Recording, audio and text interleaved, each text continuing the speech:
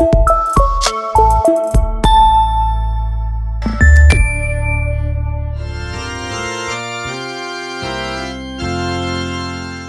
mofinaina isan'andro atolotry ny mpitandrina rakotina valina maoly.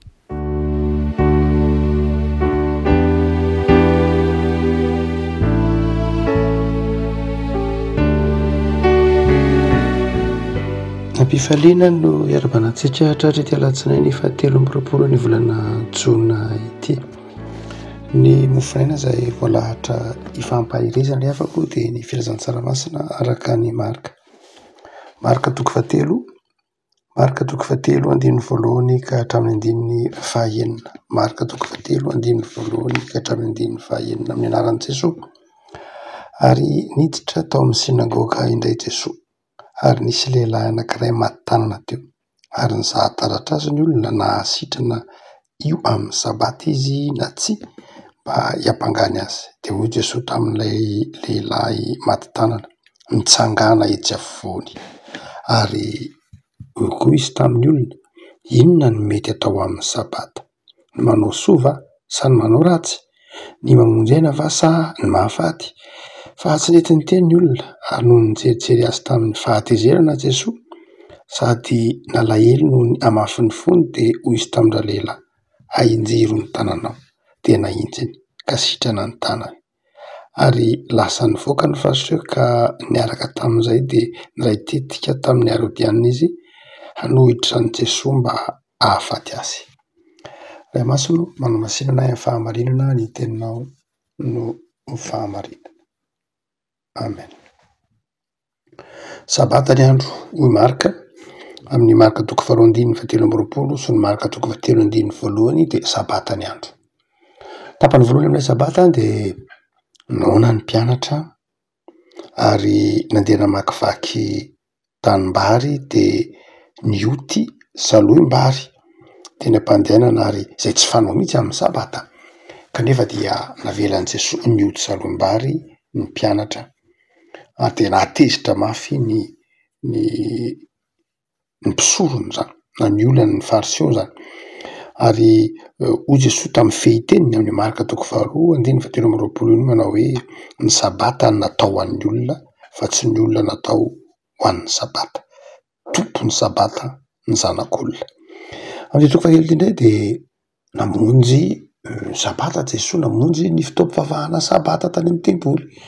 Ary satria fotoam-pivavahana sabata tany amin'ny tempoly dia betsaka ny olona nivory ary isan'izay nanatrika teo ankianjan'ny tempoly ny olona any lehilahy anankiray izay maty tanana. Tsy tafiditra any amin'ny tempoly akory ny olona maty tanana satria kilemaina sembana dia teo ankianjan'ny tempoly any. Ary Jesosy koa dia teo ankianjan'ny tempoly no nampianatra, nandrandray mivezivezy miaraka amin'ny mpianany. Ary dia nahita ity lehilahy maty tanana ity dia nomendram-panontaniana tamin'ireo manodidina azy tao anatin'izany ny fariseho hoe inona moa no mety? Sabata ny andro, inona ny mety? Manao soa va sa ny manao ratsy? Ny mamonjy aina va sa ny mahafaty? Dia nangina ny olona, tsy niteny ny olona, tsy namaly ny olona. Tezitra Jesosy, nalahelo Jesosy ary dia nataony teo afovoany ilay lehilahy izy manao hoe ahinjiro ny tananao dia sitrana ny tanan'ilay lehilahy. Inona ilay tantara?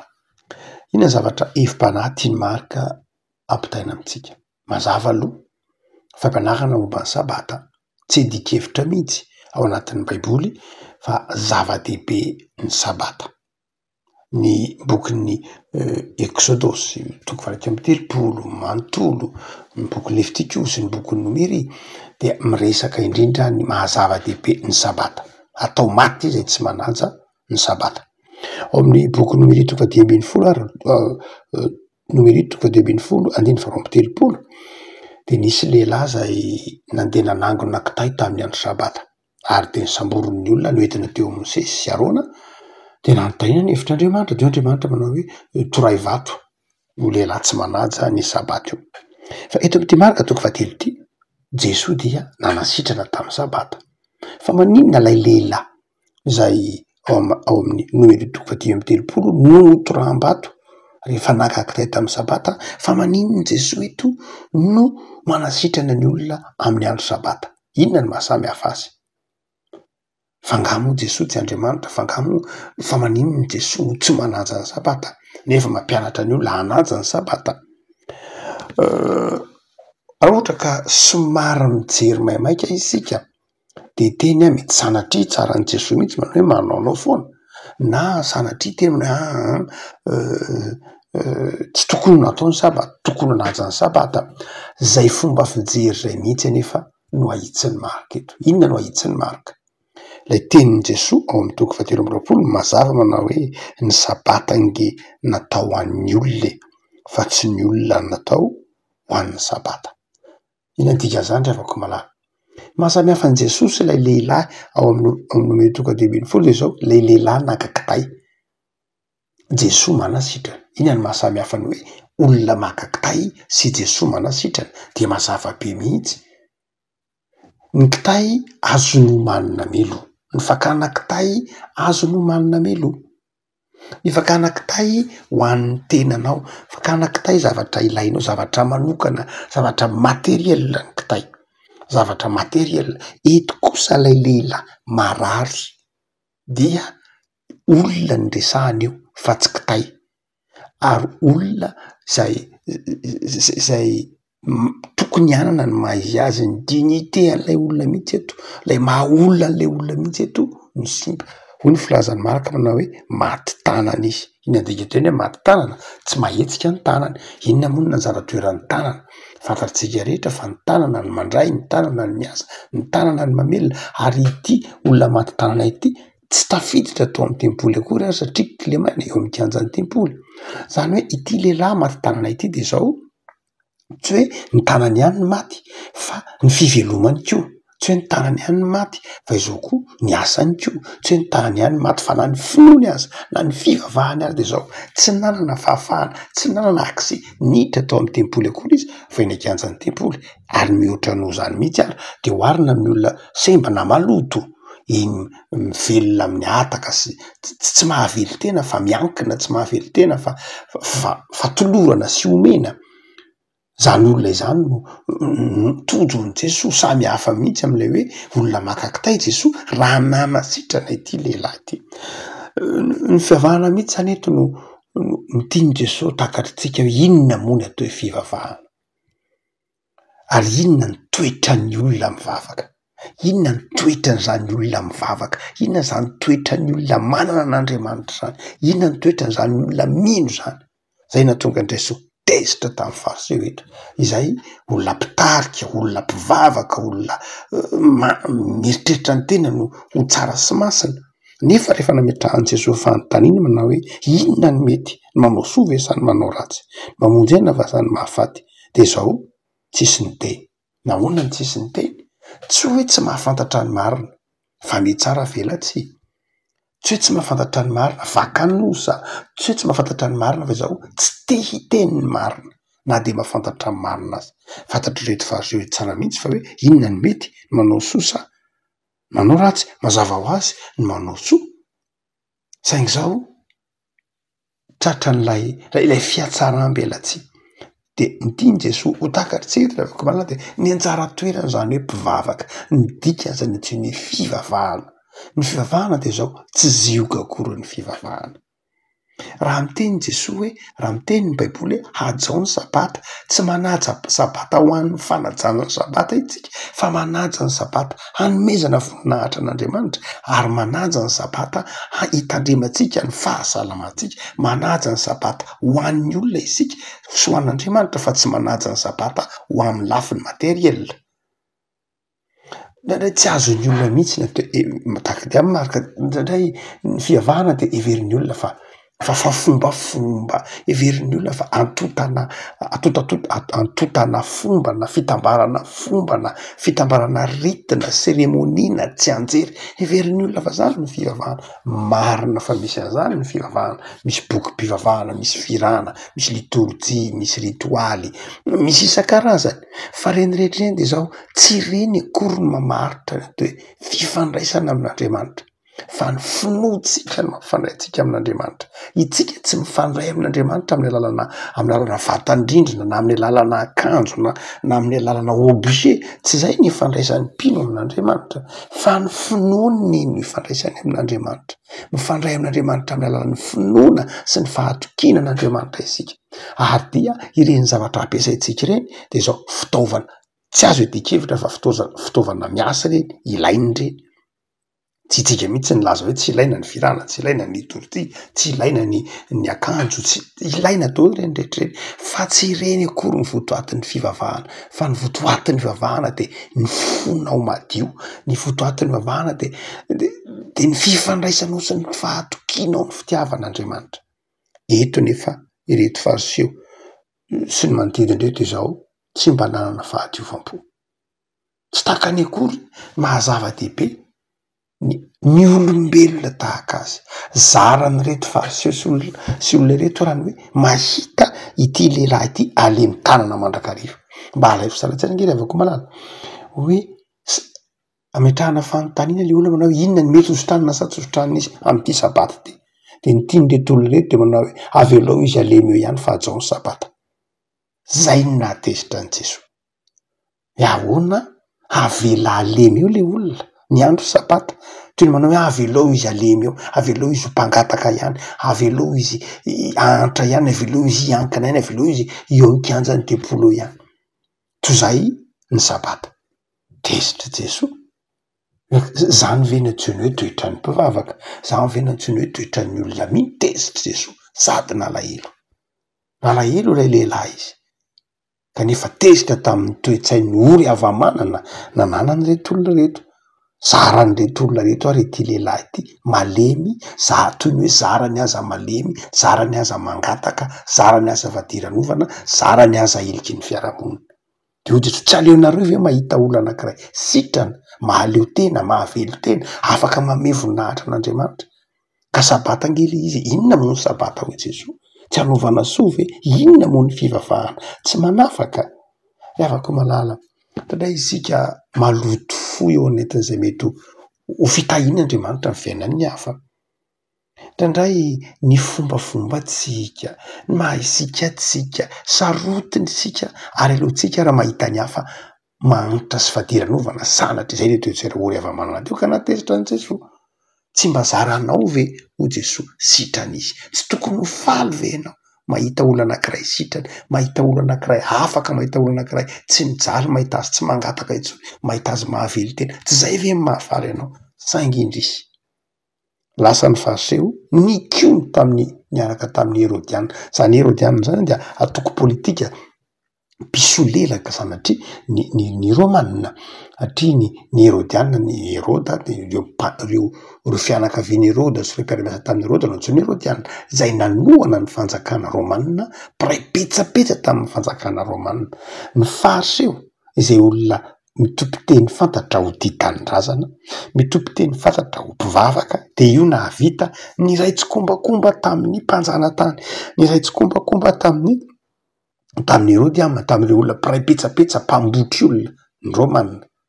Zany hoe mba anamelohana an'i Jesoa dia vitan'ny fariseho nandeha nandom-baravarana tany amin'ny fahavalom-bahoaka, tany amin'ireo mpanotsindry azo lena tamin'ireo mpambotry ny fiarahamonina. Vitan'ny fariseho zany. Dia ity filatsaraka marina dia maneho mihitsy ny faharatsian'ny olona, ny tsy fahatakaran'ny olona ny antsoina hoe fivavahana. Ny fivavahana dia afaka malala izay asehony marika dia zao miorina amin'ny fitiavana an'Andriamanitra sy mitona ny olona ho tiany namany sy ho tiany mpiara-belona aminy. Zay ny dikan'ny fivavahana. Ny fivavahana marina dia izao taon'i Jesoa isika ho tia an'Andriamanitra. Ny antony hanajantsika an'Andriamanitra tsy ho amin'ny fitiavantsika ny tenantsika, tsy amin'ny hiarovantsika ny tenantsika na ny antony hanomezan'Andriamanitra ny lalàna sy ny didy folo sy ireo fitsipika maro isan-karazany, tsy hoe hanapitehantsika ny namantsika fa hitiavantsika an'Andriamanitra. Ary dia izay toe-tsaina izay indray no hita tao amin'ny fariseho. Ampiasainy ny lalàn'Andriamanitra tsy hanomezany voninahitra an'Andriamanitra fa ampiasainy mba hanapitehany ny namana, mba ampiasainy mba ilazana fa tsara izy ary ratsy ny hafa. izay falitony fo zay falitony sainy zay no ahitsiny Jesosy eto hoe ny fivavahana de izao vahana kristianina de izao fivavahana mampitodika ny olona amin'ny fitiavana an'Andriamanitra ary mitona ny olona ho tia namana tsy mahazaka ny fahorian'ny hafa ny tena mpivavaka marina rehefa malala tahaka anao tahaka antsika de izao mangiry firy eo anatrehan'ny fahorian'ny mpiarabelona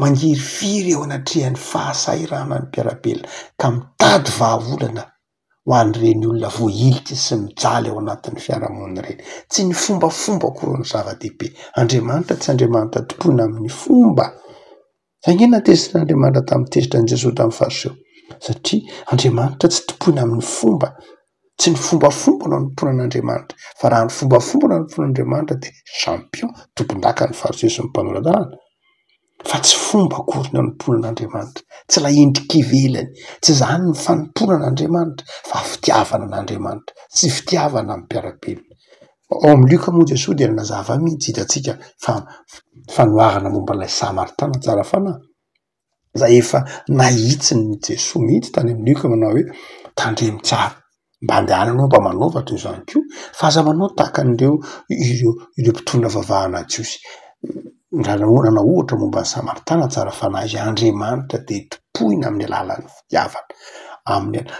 amin'ny alalan'ny fitiavana namana amin'ny alalan'ny fitiavana an'Andriamanitra afaka amin'izao herinandro vaovao zao mpino isika efa nohafahan'ny tompo ary ny antony nahafahan'ny tompo antsika teo amin'ny hazo fijaliana de zao ho afaka miziogany fitiavan-tena ho afaka miziogany fitiavam-boninahitra ho afaka miziogany materialisme ho afaka miziogany tsy fieritreretana fa tsy ny tena ihany indrindra ho afaka miziogany fieverana ny fivavahana ho fomba ho endrika ivelany tsy zany ny fivavahana fa ambany fahasoavana isika ny antony hazo fijaliany krity de mahatonga antsika atsara fa ambany fahasoavana isika tsy hoe tsy ilaina akory ny sabata sanatria de sanatria tena ilaina ny sabata baiboly de manazava an'izany fa ny tiany Jesosy takatsika de zao io sabata io de fotoana hibanjinantsika an'Andriamanitra hibanjinantsika ny hafa